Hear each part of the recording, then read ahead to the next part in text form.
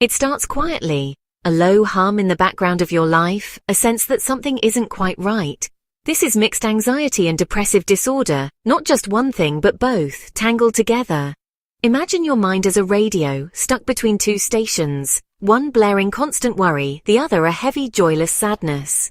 You can't turn either off, the static is exhausting. This isn't just a bad day. It's when anxiety and depression become your constant, unwanted companions. Anxiety paces the floor, whispering fears. Depression pulls the duvet over your head, draining the color from your world. Together they create a cycle that's hard to break. Diagnosis is tricky. Symptoms overlap, but neither is always severe enough alone to fit a neat label. It's a gray area, a hybrid condition, and it's more common than you think. It feels like your mind's engine is revving while the brakes are jammed on. You're scared of everything and care about nothing, a contradiction that's utterly exhausting. It's a heavy coat you can't take off, even on the sunniest day. But understanding this tangled state is the first step to loosening its grip. You're not alone in this contradiction. Recognizing it is the beginning of change. There is hope, even if it feels far away. This crisis is silent. No sirens, no headlines. Just quiet suffering in bedrooms, offices and crowded places. People with mixed anxiety and depression are experts at seeming fine. They smile, ask how you are, go to work, pay bills, raise children, while fighting an invisible war inside. Anxiety says, "Don't be a burden." Depression whispers, "No one cares." The result? Silence. Isolation, even in a room full of loved ones. Society isn't trained to spot the subtle signs. The friend who cancels plans, the colleague who's always tired. We chalk it up to being busy, missing the immense effort it takes just to show up. The crisis hides behind masks of normality, growing quietly. It spreads like a creeping mold, thriving in unspoken conversations and unasked questions. Millions navigate this alone, thinking they're the only ones. But the signals are everywhere. We just need to learn how to tune in. The crisis is silent, but not invisible. We must adjust our focus and listen to the quiet. The first step is noticing. The next is reaching out. Meet Sarah, a primary school teacher. To her pupils, she's energetic and fun. But after school, dread weighs on her chest. She obsesses over small mistakes, too drained to cook or call a friend. Her weekends are spent recovering just to do it all again. David, a retired plumber, spent his life fixing things. Now he wakes with anxiety, worries about everything and feels purposeless. He snaps at his wife, ashamed, and hides in his shed feeling alone. Chloe, a university student, battles pressure to succeed and fit in. She lies in her dorm, heart pounding, convinced she'll fail. Depression tells her she's a failure. Anxiety keeps her from reaching out. She texts home, "Everything's great," while feeling trapped. These aren't just stories. They're the reality for millions. 1 in 6 people in England experience a common mental health problem each week. Statistics are faceless, but Sarah, David, and Chloe are real.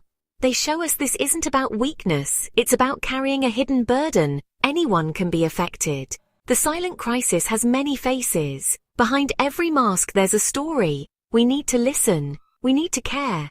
These stories remind us, you never know what someone is carrying. Compassion matters. Silence can be broken. Every story shared chips away at the stigma. You are not alone in your struggle. There is always hope. Mixed anxiety and depression can affect anyone, regardless of age, income, or background. Young people, especially young women, face rising rates due to social media, academic stress, and uncertainty. Those with financial struggles or chronic health conditions are also more vulnerable. Symptoms are a confusing mix. Constant dread, racing heart, sleepless nights, irritability, headaches, and exhaustion. Depression brings persistent sadness, numbness, and a loss of interest in things you once loved. You might feel hopeless, tired, unable to concentrate, and believe negative thoughts about yourself. When anxiety and depression combine, it's a cruel partnership. Anxiety stops you from acting. Depression makes you feel guilty for not acting. You want to connect, but fear and hopelessness keep you isolated. It's a cage built from your own thoughts. You feel everything and nothing at once. The internal tug-of-war is draining. It's a heavy weight to carry every day. But it's not your fault, and you don't have to carry it alone. Stigma is an invisible wall built from silence and misunderstanding. We talk openly about physical illness, but mental health is still whispered about, if at all. Phrases like pull yourself together or man up add bricks to the wall. Fear of judgment keeps people silent, worried about jobs, relationships, and being seen as weak. For men, the pressure to be stoic is even greater, leading to tragic consequences. Men are less likely to seek help and more likely to die by suicide. The mind isn't a machine, it needs care and compassion. Stigma stops us from seeing mental health as health. If you had a toothache, you'd see a dentist. No shame, just care. We need to treat mental health the same way. A struggling mind is not a character flaw. Breaking stigma starts with conversation and empathy. It's okay not to be okay, and even more okay to ask for help. Every honest conversation chips away at the wall. Compassion is the antidote to stigma. Let's make it safe to speak up. If you're struggling, remember, small steps count. Recovery is a series of manageable movements, not a giant leap. Try to get outside, move your body, and be kind to yourself. Talk to yourself as you would to a friend.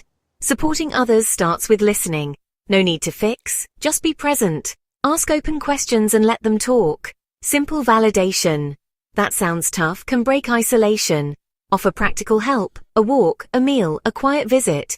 Don't wait for them to ask. Normalize mental health conversations with friends and family. Share your own struggles when you can. Every conversation is a light in the dark. Together we make the way forward clearer. You are not alone and help is available. Your GP is a gateway to NHS mental health support, talking therapies, medication, or both. Making that first appointment is brave. Write down what you want to say if it helps. For urgent support, call Samaritans at 116 123 or text SHOUT to 85258 for crisis help.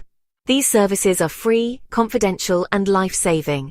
Charities like Mind, Anxiety UK, and Rethink Mental Illness offer information, support, and understanding. Recovery isn't a straight line. There will be ups and downs. Reaching out is an act of courage, not failure.